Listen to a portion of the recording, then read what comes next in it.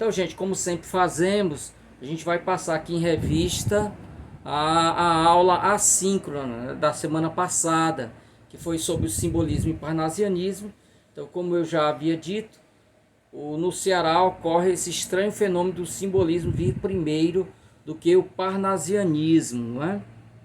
Então, gente, uma breve lembrança, eu sempre gosto de fazer isso quando a gente entra numa escola literária nova. Um breve resgate aí das características da escola. Então, o simbolismo, gente, ele deve um tributo a esse rapaz aí que está em cima aí, o Charles Baudelaire, né? Então, Charles Baudelaire, com o seu livro As Flores do Mal, né? Ele dá início a essa vertente. Então nós temos em Edgar Allan Poe, que era um admirador de Baudelaire. Nós temos na prosa, ele também foi poeta, não é? O Edgar Allan Poe, aliás, um poeta de mão cheia. Você também tem os elementos do simbolismo ali presente. Então, no início, o simbolismo teve esse nome, não é, pejorativo de decadentismo. Então, nós temos uma tendência, pessoal, nos finais de século, uma tendência para correntes espiritualistas, né? Que saem do terreno e buscam o místico, o espiritual. Não foi diferente também com o simbolismo, né? Então ele é filho desse movimento muito típico de finais de século. Então, algumas das características, ao contrário, não da objetividade realista, o simbolismo, dialogando com o romantismo, ele vai optar pelo subjetivismo. Então é o mundo centrado no eu, né? Em vez de você buscar uma fórmula que explique objetivamente a realidade, você vai explicá-la a partir do ponto de vista de um indivíduo, da maneira como ele se relaciona com o seu entorno, né? A musicalidade, os poemas são muito musicais, simbolistas, porque você explora alguns recursos, como a aliteração, que é a repetição daqueles fonemas consonantais, né? Aquela célebre brincadeira quando nós éramos criança, né? Não faz muito tempo. Pedro Pereira pediu permissão para passar pelo portão e por aí vai. E a assonância é a repetição de fonemas vocálicos. Em geral, pessoal, nós chamamos a aliteração e a assonância essa repetição no início das frases. Mas existe um tipo especial de aliteração e assonância que se dá no final das palavras, que é chamado de eco, né? Na messe que enlourece a quermesse, é um dos poemas, né, simbolistas portugueses. Transcendentalismo, em vez de fixar o pé no solo terreno, eu vou buscar aquilo, quase um movimento platônico em busca desse mundo ideal, né, do mundo das ideias. Então eu me desligo do comezinho, não é? Do cotidiano, e vou buscar essas coisas sublimes, né? Elevadas. ênfase no imaginário e na fantasia. Então eu vou construindo cenários, né? Que são cenários que fogem do real, não é? Não são os surreais, né? Isso aí é uma coisa do surrealismo. Preferência pelo vago, pelo indefinido, pelo impreciso. Então a palavra símbolo é exatamente isso, né? Símbolo é aquele que sugere, não aquele que define. O símbolo são traços gerais de algo, né? Os traços gerais. Então eu indico, eu sugiro em vez de definir.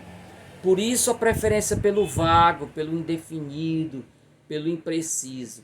Então é muito recorrente nos poemas simbolistas a presença da fumaça, né? Porque a fumaça não tem forma, né? A névoa, a sombra. Então são coisas que fogem do definido. A obsessão pelo branco, né? Então muitos veem como uma busca pela pureza, né? Pelo espiritual. Então a espuma, a nuvem e outros elementos, a lua também, né? A lua, o luar.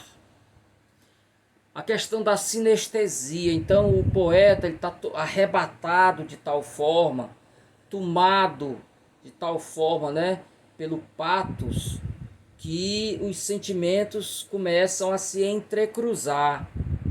Então, um elemento do paladar eu capto pela visão, algo do plano do olfato eu capto pela audição e por aí vai. Então, eu tenho expressões como cheiro doce. Como é que o cheiro pode ser doce? Se o cheiro é do âmbito do olfato, e o paladar, e o doce é da esfera do paladar. Grito vermelho, então eu junto aqui audição e visão. Então há essa interpenetração dos sentidos. Ok? Então no Ceará, pessoal, nós temos esses dois marcos aí. 1893, a data da publicação desse livro, Fantos. Eu não consegui a capa desse livro. O livro, então, nem pensar, né? Mas se vocês um dia conseguirem aí, mandem, pessoal, a foto da capa desse livro, não é? Eu não sei se ele está perdido. O certo é que eu não acho essa capa em canto nenhum. Então, em 1893, com a publicação deste livro, Fantos, tem início o simbolismo, que se conclui em 1903. Então é uma faixa muito pequena aí, né? Nós temos aí 10 anos apenas, que é a data de publicação do poema A Aranha, né? Que é um poema parnasiano.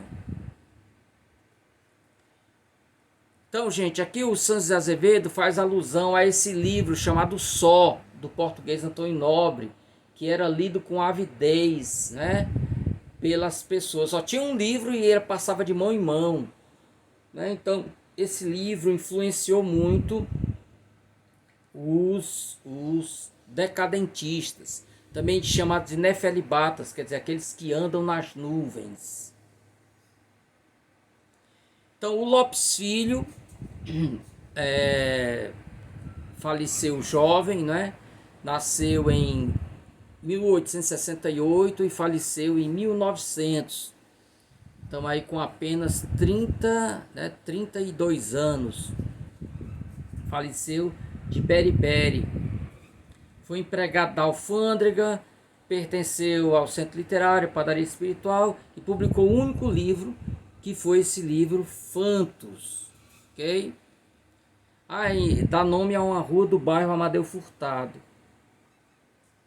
Então aqui fala sobre a morte dele, gente. Eu não vou ler, vocês têm esse material, né?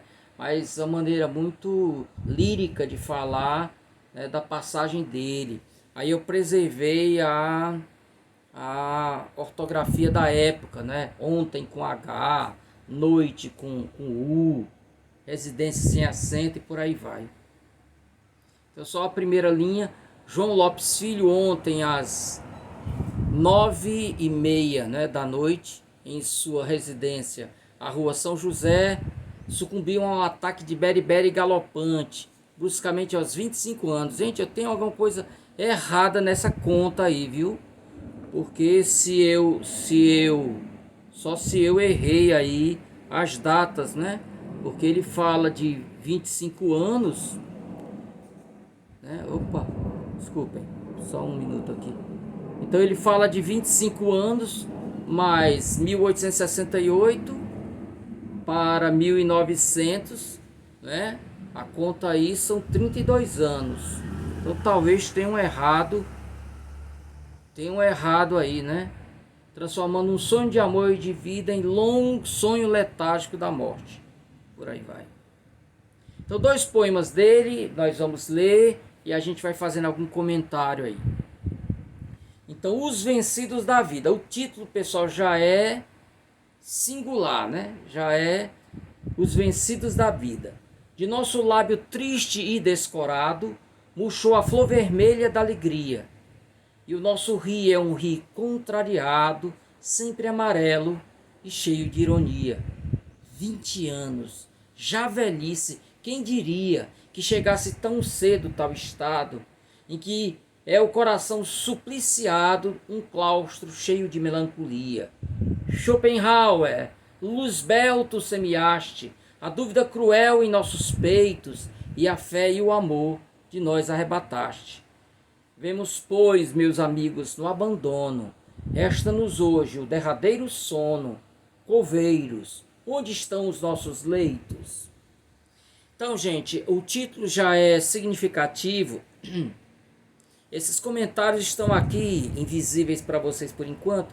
Depois eu vejo aqui. Então, Os Vencidos na Vida, o título já é significativo do ponto de vista de que ele faz alusão a uma sociedade da qual participou o Eça de Queiroz, né? Depois do Eça de Queiroz ter passado pelo romantismo, pelo realismo, né? Então ele entra aí nesse decadentismo de final de século. Ele morre em 1900. Então, Os Vencidos da Vida foi uma sociedade da qual participou Eça de Queiroz no final da vida, que tinha exatamente essa ideia, não é? De cultivar essa melancolia da derrota e tal, né? Depois nós temos aí, gente, a presença das figuras, né? Da consoante maiúscula, né? Da inicial maiúscula. Nós temos em alegria, né? Melancolia, nós temos fé, amor, sono, leitos, né? Todas essas palavras com a inicial maiúscula, que a gente sabe no simbolismo tinha o propósito de dar a essas palavras uma dimensão mística, não é? Então não é qualquer fé, é a fé com F maiúsculo, o amor, não é? O derradeiro sono não é o sono de dormir, é o sono da morte, o maior de todos os sonos, né? Nós temos também aí, pessoal, essa alusão a Schopenhauer, que era o filósofo da melancolia, né? Era um dos livros de um dos filósofos do Machado de Assis, né? Schopenhauer, que aqui é comparado a Luzbel, que é o Lúcifer. E o tom, pessoal, do texto todo é um tom de despedida deste mundo, né? Há aqui um certo culto aí desse sentimento, um claustro cheio de melancolia. Então há um caráter de melancolia que preside, de elegia, de tristeza, né? E ao mesmo tempo de abandono. Essas reticências também não são de graça, gente. Sempre amarelo e cheio de ironia, né? Resta-nos hoje o derradeiro sono. Então essas interseções, esses pontos de reticências aí, essas reticências apontam tanto para a impossibilidade de traduzir em palavra um sentimento, porque é um sentimento arrebatador, um sentimento grande, né? As palavras não dão conta. Como também, pessoal, traduz aí esse sentimento, né, de arrebatamento do eu lírico. Então ele fala e ele sente, né, cada palavra que está dizendo, e ele vai com elas, né, como que abandonado, né, perdido em meus pensamentos, né. É porque me sinto tão só. É porque, né. Então, gente, vamos ver aí se eu deixei passar alguma coisa dos meus comentários, né. Então tá aí a alusão do título ao Vencidos da Vida. A palavra significa derrotado, né? Sem ânimo para lutar, quem aceita a derrota. E não é qualquer derrota, é derrota da vida, né? A vida os derrotou. Isso leva a uma visão da vida, uma visão pejorativa da vida, né? A vida te traga, né? A vida te rouba, não é? A alegria. Então a vida aqui é vista com um traço negativo. Então daí esse pessimismo, essa velhice precoce.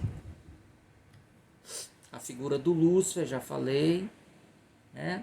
É muito interessante isso aqui. É claro, diálogo com o livro Só, de Antônio Nobre. Então nós temos aqui um trechinho, pessoal, que é muito parecido com o livro. Oh, meus amigos, todos nós falhamos, nada nos resta, somos uns perdidos. Então né, os amigos sendo utilizados como interlocutor, ele fala para os amigos, vamos pois, meus amigos, no abandono, né? Então tá lá no livro Só e tá aqui também. O que as palavras, né, as maiúsculas alegorizantes. Martírio de Santa Júlia. Esse poema é dedicado, pessoal, a uma Marte do catolicismo, né? Júlia, ela se negou a ser amante de um cidadão lá muito rico. E ela foi colocada numa cruz e jogada para morrer afogada. Martírio de Santa Júlia, de um quadro. Isso aqui era muito típico, pessoal, não dos simbolistas, mas dos parnasianos, né? Partir de um quadro, de uma imagem morta. Sobre uma cruz, os braços hirtos, banha a água do luar seu nível rosto, e erram no ar os funerários gritos, são os tristes gemidos do sol posto. Então o próprio sol chora, não é, a morte dela. Flores esparsas pelo chão também choram a santa que voou tão cedo ao longínquo país de onde ninguém trouxe aos humanos o menor segredo. Sobre o seu corpo branco de alabastro caem as luzes místicas de um astro que anda perdido na azulada esfera, enquanto o seu olhar terno e dorido, com essa calma que a virtude gera, no luar se alonga como um vão gemido. Então, uma característica do simbolismo, gente, é a presença do fator místico. Então, nada melhor para isso do que escolher a figura de um santo, né? Nada mais místico do que isso. Aí nós vamos ver a presença da cor branca, né? Que está no luar, está no nível rosto, quer dizer, um rosto cor de neve, né? E aí você vai encontrar outros elementos aí, o branco de alabastro, né? Então essa cor branca vai aparecer. Vocês têm também, pessoal, as maiúsculas alegorizantes, né? Virtude com V maiúsculo, luar com L maiúsculo, né? Aqui, pessoal, há uma alusão muito clara a Shakespeare. É o final do segundo quarteto. Ao longínquo país de onde ninguém trouxe aos humanos o menor segredo. No célebre, pessoal, no célebre solilóquio do livro Hamlet, né? O autor, o personagem principal, Hamlet, ser ou não ser, eis a questão. Então, a certa altura desse solilóquio, ele diz que ninguém voltou, depois que morreu, para contar aos humanos como é o mundo, né? O mundo de além-túmulo. Então, nós temos essa alusão aí, ok? Então, vamos ver os comentários. Eu já falei da Santa Júlia, né? Que ela foi essa Marte. A cor branca nós temos aí em vários lugares. A presença também das maiúsculas alegorizantes, né? Então o diálogo com Hamlet Shakespeare, eu acabei de dizer, ok? Então, gente, os dois poemas aí são claramente, né? Os dois poemas que nós acabamos de ver são claramente simbolistas, né? Dialogam com, né? Com as características do movimento aí. Outro poeta simbolista foi Lívio Barreto, né? Escreveu esse livro Dolentes. Esse livro é uma segunda edição do livro, que foi feita pela Secretaria de Cultura, gente, vários autores, né? Com um grande trabalho aí de pesquisa da parte do Raimundo Neto, deve ser sempre lembrado, esse trabalho maravilhoso que ele fez. de muitas obras que estavam sem circulação, porque eram raras. Então ele conseguiu trazer de novo, né? Então Lívio Barreto nasceu em Granja. Para quem não conhece Granja, pessoal, já caminhando para Camusim, já perto de Camusim, né? É um dos últimos municípios do Ceará, dessa parte de cima, indo em direção ao Piauí.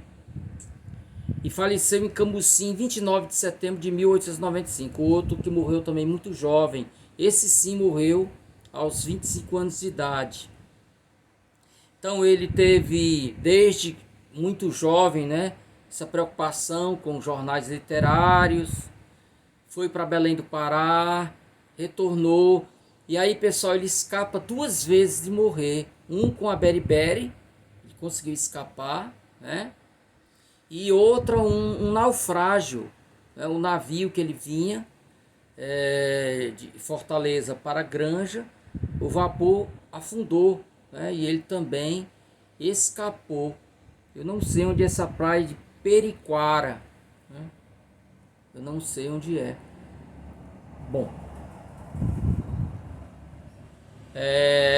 chegando finalmente em Granja, trabalhou como guarda-livros da companhia Bevilacqua e Companhia. O guarda-livros, gente, era a pessoa que fazia as anotações de entrada e saída, não é? É uma espécie de contador, a gente podia chamar assim. Em 6 de fevereiro de 1893, foi a Camusim, viajou para Camusim, onde morreria 2 anos depois. Eu não sei a causa da morte. Escreveu esse livro Dolentes, ok? Então, na verdade, aquele Dolentes que eu mostrei é a 3ª edição, porque a segunda é de 1970, né? 2 poemas dele. De novo, pessoal, o título é muito significativo, né? Lágrimas, esse universo dos sentimentos. Nunca esquecendo que o simbolismo dialoga com o romantismo. Então, o mundo dos sentimentos é tanto palco, não é, do romantismo como também do simbolismo. Lágrimas tristes, lágrimas doridas, podeis rolar desconsoladamente. Vindes da ruína dolorosa e ardente das minhas torres de luar vestidas. Eles gostavam demais do luar, né? A lua, a noite, os mistérios, né? Órfãos trementes, órfãos desvalidas, não tem um seio carinhoso e quente, frouxel de ninho, cálice recendente, onde abrigava os pérolas sentidas. Ele chama as lágrimas de pérolas. Vindes da noite, vindes da amargura, desabrochaste sobre a dura frágua do coração ao sol da desventura. Frágua, pessoal, é a fornalha, não é a forja onde o ferreiro monta. Então ele compara aqui que o coração tem uma forja, né? Também, onde ele produz as lágrimas, onde produz a tristeza. Vindes de um seio, vindes de uma mágoa, e não achaste uma urna pura para abrigar-vos frias gotas d'água. Então, aquela história do diálogo com o romantismo que eu já falei, o sentimentalismo expresso pelas lágrimas. Além da melancolia, nós temos também o elemento da solidão, não tem um seio carinhoso e quente. Alguns elementos próprios do simbolismo não vão aparecer aqui, como as maiúsculas alegorizantes. Você não vê aí o uso da maiúscula, né? Da letra maiúscula. A cor branca também me parece... tem o luar, né? O luar e as pérolas, aí eles trazem a questão da cor branca, né? A se destacar o rico vocabulário do texto, como se vê pelo uso dos termos tremente, frouxel. Frouxel, gente, são as penas macias, né, da ave, mas também pode simbolizar o travesseiro onde você coloca essas penas, né? Então, frouxel de ninho. Então são as penas, né, que produzem um ninho, tal, tal, tal. Então aí ele se acha destituído, não é? Desse conforto, do abrigo, do lar, do ninho, tal, tal. Aqui, é só ajeitar isso aqui, gente. Fornalha de ferreiro, tá? Não ferreiro. Ok, só salvar. Mais um poema dele. Então, gente, esse material vocês têm desde a semana passada no Siga de vocês. Então, opa, sobe. Abro a janela, deixa eu só colocar aqui em tamanho maior. Abro a janela, o luar canta no espaço e alaga. Notem aí, pessoal, que eu já estou diante de outro metro, não é? Tudo possante assim como uma inundação. Então, são versos alexandrinos com 12 sílabas poéticas.